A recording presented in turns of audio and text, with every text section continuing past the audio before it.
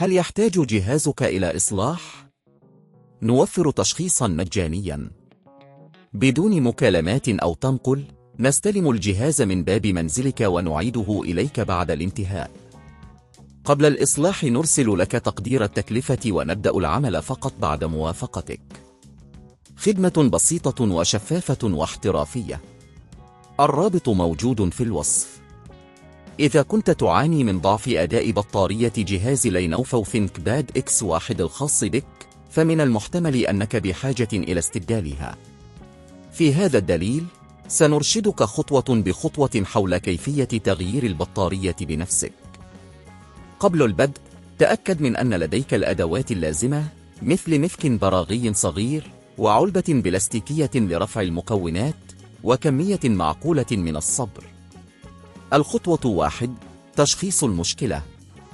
ابدأ بتشخيص البطارية.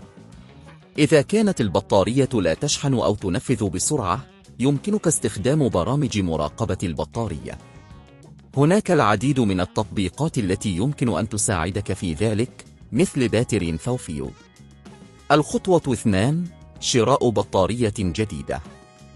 بعد التأكد من أن البطارية تحتاج إلى استبدال، ابحث عن بطارية أصلية أو متوافقة لجهاز لينوفو ThinkPad X1. تأكد من اختيار بطارية موثوقة ومن مصدر موثوق. الخطوة 3: التحضير للتغيير. قبل البدء في عملية الاستبدال، قم بإيقاف تشغيل الجهاز وفصل كابل الطاقة. ثم قم بإزالة أي ملحقات متصلة بالجهاز. الخطوة 4: فتح الجهاز. استخدم مفك البراغي لإزالة البراغي الموجودة في الجزء السفلي من الجهاز. تأكد من الاحتفاظ بالبراغي في مكان آمن. بعد ذلك استخدم علبة بلاستيكية لرفع الغطاء برفق. الخطوة 5: استبدال البطارية. ستجد البطارية في الجزء الداخلي من الجهاز. افصل الكابلات المتصلة بها بحذر، ثم أخرج البطارية القديمة.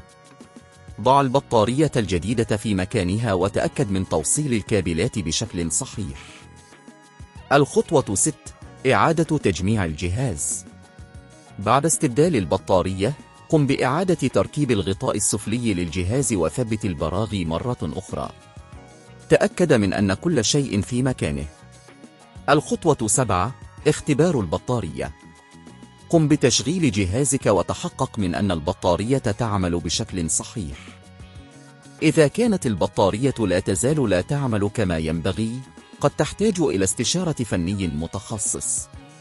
خدمات إضافية.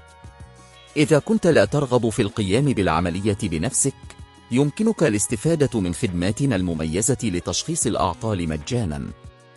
نحن نقدم أيضاً خدمة استلام الجهاز من المنزل، حيث نقوم بتقييم التكلفة قبل إجراء أي إصلاحات. كل ما عليك فعله هو التواصل معنا لتحديد موعد. هل يحتاج جهازك إلى إصلاح؟ نوفر تشخيصاً مجانياً بدون مكالمات أو تنقل. نستلم الجهاز من باب منزلك ونعيده إليك بعد الانتهاء. قبل الإصلاح نرسل لك تقدير التكلفة ونبدأ العمل فقط بعد موافقتك.